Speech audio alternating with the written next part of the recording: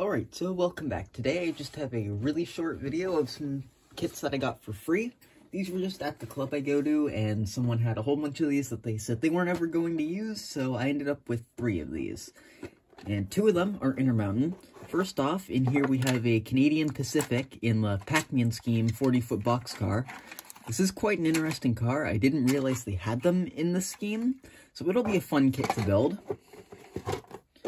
Next up, it's another Intermountain boxcar. This one's just a Lehigh Valley. I forget exactly how you say it, but Lehigh Valley boxcar. Again, 40-foot.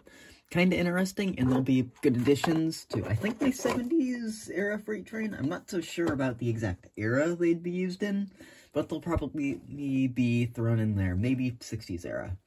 Then in here, this is a Walther's kit. This is a completely unpainted caboose. It's a bay window caboose, although I don't actually know what exact paint job or railroads would have it, so if anyone has any suggestions, let me know, because this will be a future thing. And since this is kind of short, I was considering throwing this into an update video, but I thought it would be kind of just interesting on its own. I'll probably build at least these 2 kits together in a video. This will be for the future, but yeah. I also just have a few general updates. I did buy an engine cradle, which should be here soon, and I bought just a few more parts and stuff.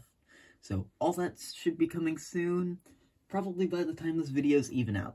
So thanks for watching this really quick video. Just wanted to talk about how I got these kits for free, and how I will be building them in some future videos.